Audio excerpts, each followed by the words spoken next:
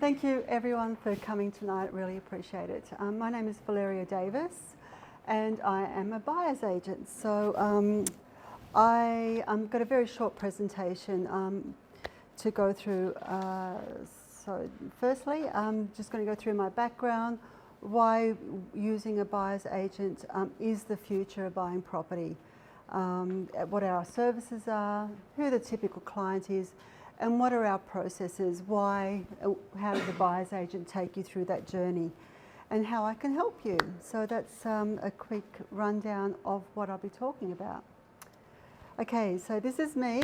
I am a licensed real estate agent. I'm also licensed as a buyer's agent, an auctioneer as well. I'm an ex-selling real estate agent, so I know both sides.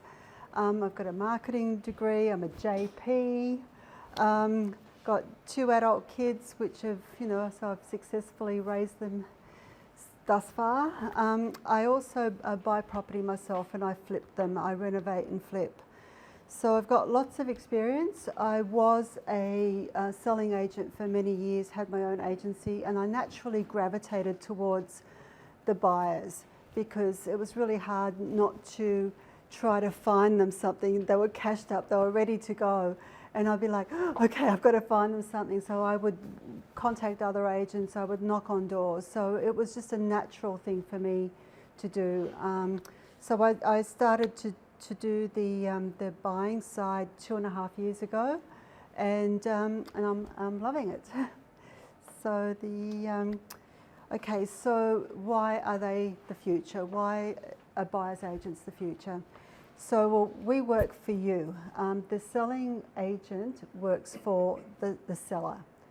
They may come across chummy and friendly and tell you some of the story of the vendor's motivations, but they are working for the vendor. They're not your friend.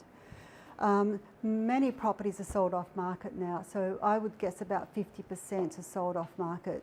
So if you're hunting for property and there's not much stock around, that's because they've been sold before they've even hit the market. So if you're looking in the Lower North Shore, in the Inner West or in the eastern suburbs, they're inevitably being sold off market before they're advertised.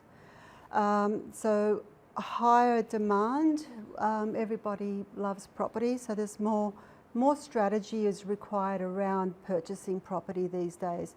And because Sydney prices are so expensive, you can't afford not to make a mistake. It's very costly if you do. So that's why it's the future of buying, and more people are gravitating towards our services. I just thought that was cute. Okay, so what do I do? There's a full buying service from beginning to end: research, search, evaluate, inspect, negotiate, or bid at auction, right through the whole process. That's what I love to do, to have that full control from beginning to end like a project manager would. Or you can just, you can find your own property that you would like me to bid at auction for, or negotiate on your behalf. So I also have a small side of vendor advocacy, which just means it's a free service.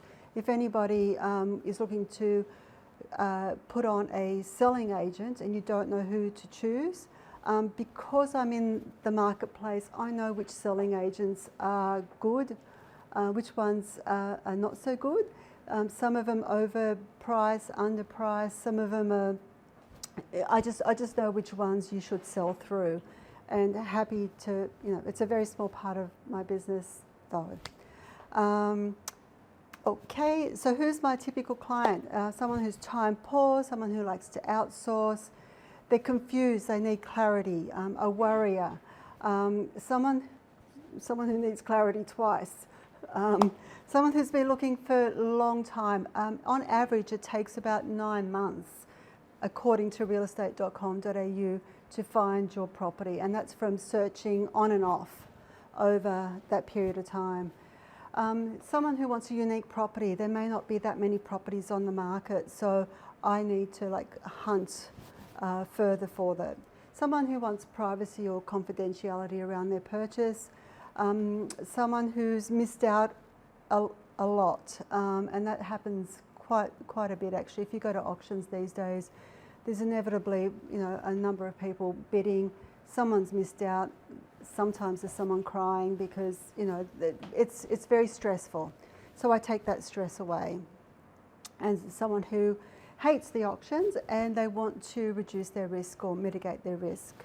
So that's the typical client that I deal with. The process, I won't go into this into great detail, but there's the initial consultation.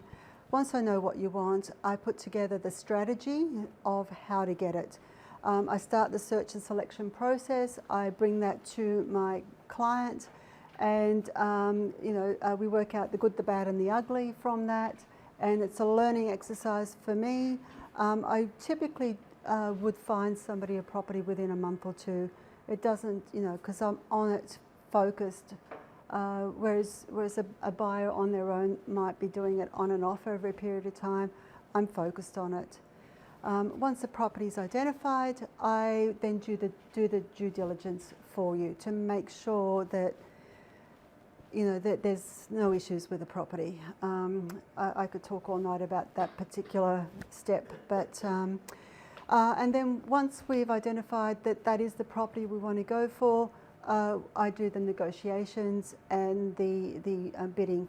Now, the important part of the negotiation side is to actually find out what is the vendor's, what is the seller's motivation, how long has it been on the market, to get a feel, to get a really good feel by chatting to the agent as well. They will tell me things that they often wouldn't tell the buyer directly. So I get into their head and find out what I think we can get the property for, do my comparables, what is it actually worth, and then present that to the client. So at the end of the day, we have a budget, but at the end of the day, it's their choice if they want to go over that budget or not, depending on what happens on that day. But I typically, you know, make sure that you're okay, you want to do this, or not. And then we've got the settlement. So that's the process in a hurry. Thank you. Any quick questions? What do you charge?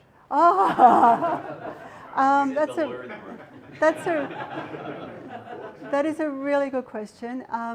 Although it's a percentage, usually between 1% and 2% of the sale price, I will negotiate that to a fixed price, depending on the, you know, it just depends. I'm open to negotiation. So, yes? Do you investigate interstate property? So I typically look after owner-occupiers and investors who invest in the areas that I work in. I don't typically go overseas, interstate, because every market is just so parochial that I wouldn't do it justice. If you were purchasing on the Gold Coast, I'd refer you to my Gold Coast colleague. I don't want to make that error. And I wouldn't want a Gold Coast a buyer's agent to be working in my patch, because they're going to make mistakes. Yeah. Good answer. Would you say it's a buyer's market or a seller's market at the Oh moment? gosh, it is. It's patchy. There's not a lot of stock on the market, and I'm putting that down to properties being sold off market. So there's not as many listings that you can see. So and what is selling? I'd say 80% is selling quickly, but 20% is still. It's very easy for a property to go stale, and people then don't want it. And they're the gems that I see, oftentimes. I'm not answering your question. It depends. It depends on the. It just depends on the area. Okay. Yeah, I'm happy with that. Yep. Are you finding real estate agents or more seller agents are coming to you to see if there's buyers for their properties? Definitely selling agents. What selling agents? Have you watched House Hunters on TV? So, or even like Lux LA. selling agents are now having champagne and hors d'oeuvres for buyers agents to come through the property and inspect, especially the higher end properties.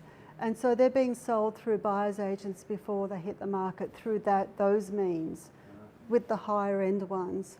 You've got to understand they're qualified. So anyone that comes through me is fully qualified. I've already gone to a mortgage broker if they need assistance. So they're fully qualified. So anyone I bring to the table is ready to go. They're not a time waster. Whereas probably 80 or 90% of people that go through an open home, they're not time wasters, but they're looking, or they're trying to work out what to do. They're not ready. Whereas my people are ready. Yeah.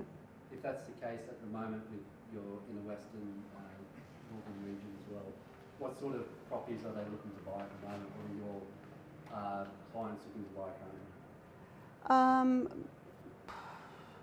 I'm working with 2 clients at the moment. One is between 1.6 and one is between 1.6 and 2, and the other one is a $6 million buyer. The $6 million buyer wants to buy in a certain street, Right. so I've got to door knock that one. Well, in a vicinity around that street on the lower North Shore. And the $1.5 to $2 million buyer is a bit more flexible. They just want an apartment. Yeah. Yes. You said there's more and more property being sold off market. Do you think that's the right outcome for the seller? Forget the buyer for a second. And if you were selling a property, would you go off market or would you go on market? That's a very, very good question. A lot of people think buying off market is the way to go. It is not, because they're unrealistic vendors typically that put their property off market. They're testing the waters. They're up here with their price, and they haven't been, because they haven't had the dozens of people through to fix a price for them.